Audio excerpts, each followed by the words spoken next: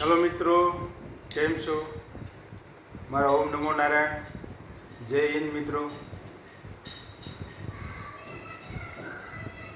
આજે અમુક ચર્ચાઓ કરવી છે મિત્રો તમારી સાથે. તો ચર્ચાઓમાં એવું છે કે આપણે અમુક આપણા કાયદા હોય એ પ્રજાને લગતા અને પ્રજાના હિતમાં બનાવવામાં આવે છે. પણ અમુક નેતાઓ એવા કાયદા બનાવે કે એને કંઈ તકલીફ ન પડે અને એ ફસાય નહીં એ રીતના કાયદા બનાવે છે. અને પ્રજાને ભલે હેરાન થઈ શકે એ રીતના કાયદા બનાવે.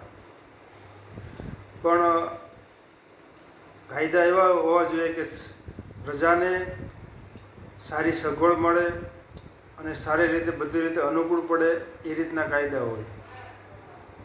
પણ અમુક નેતાઓ તો એને સારું પડે એ રીતના કાયદા બનાવે, પ્રજા ભલે હેરાન થાય. તો અત્યારે પહેલાં તો ઠીક છે કે ગમે ત્યાં અભણ માણસો આપણે હતા વધારે, એટલે અમુક જે 2-5 માણસને ખબર પડતી હોય એ અભણ માણસોને ખબર ન પડતી હોય એને દબાવવાની કોશિશ કરે અને એને જોર જબરજસ્તીથી એને અમુક નીતિ નિયમો નાખે માથે. પણ હવે તો આ સમય શિક્ષણનો અને જાગૃત થવાનો છે મિત્રો. આપણે જે કોઈ વસ્તુ લઈએ છીએ, કોઈ આપણે 10 રૂપિયાની વસ્તુ લો તો એમાંથી 2-3 રૂપિયા ટેક્સ ભરીએ આપણે. પછી આપણે કોઈ 100 રૂપિયાની વસ્તુ લો તો એમાં 15-20 રૂપિયા કે 10 રૂપિયા સરકારને ટેક્સમાં જતા હોય. અને 10,000 રૂપિયાની કોઈ પણ વસ્તુની ખરીદી કરીએ તો એમાંથી 1,000-1,500 રૂપિયા સરકારને જતા હોય. એમ લાખો રૂપિયાની ખરીદી કરીએ તો પણ એમાંથી સરકારને પૈસા જતા હોય. એટલે આ બધો ટેક્સ આપણે સરકારને આપીએ છીએ, પણ આપણને કોઈ સરકારી સુવિધા સારી મળતી નથી. જેમ કે આપણે કોઈ સરકારી અધિકારીઓને બોલાવીએ તો આપણે સારા જવાબ નથી મળતા, આપણને જવાબ નથી આપતા અને આપણા સાહેબ થઈને ફરે છે. હકીકતમાં તો એ છે કે આ બધા અધિકારીઓને આપણા ખિસ્સામાંથી પગાર જાય છે. આ બધાને આપણે પગાર ચૂકવીએ છીએ. એ ગમે એ અધિકારી હોય, સરકારી અધિકારી હોય, પોલીસવાળા હોય, કોઈ સરકારી કર્મચારી હોય કે વડાપ્રધાન હોય, એ બધા જનતાના સેવક હોય છે. આપણે જનતા એને પગાર આપીએ છીએ અને આપણી જનતાની સેવા કરવાની હોય છે એને, ન કે આપણને હેરાન કરવાના હોય છે. અમુક હવે તો એવા તત્વો માત્ર દાદાગીરી કરે છે આપણી ઉપર. આપણે એને પગાર ચૂકવીએ છીએ ને આપણી ઉપર દાદાગીરી કરે છે.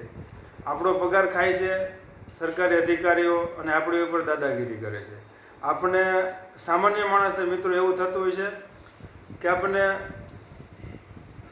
આપણે પોલીસવાળાને બોલાવતા પણ આપણે બીએ છીએ. એવું થાય ને, ઘણાને એવું થાય છે કે ભાઈ પોલીસવાળાથી આપણને ડર લાગે. પણ હકીકતમાં આપણે એને પગાર આપીએ છીએ અને આપણે રક્ષા કરવાની હોય છે, ન કે આપણે હેરાન કરવાના હોય છે. એને બદલે આપણને સીધા સાદા માણસને હેરાન કરે છે અને અમુક ગુંડાઓ હોય, બુટલેગરો હોય, તેની સાથે સારી રીતે રહે છે. કેમ કે અમુક એને પૈસા આવતા હોય, આવક આવતી હોય. તો આવી બધી બાબતોમાં આપણે હવે વિચારવું પડે અને જાગૃત થવું પડે. દરેક નેતા કે દરેક કર્મચારી સરકારી હોય એને આપણે આમ જનતા આપણે એને પગાર આપીએ છીએ અને આપણા સેવક હોય છે, ન કે આપણા સાહેબ હોય છે. આપણા સાહેબ બની અને આપણને ડરાવે ધમકાવે છે. કેમ કે આપણે કંઈ કાયદા કાનૂન અમુક જાણતા ન હોય. એટલે હવે જાગૃત થવાનો સમય છે.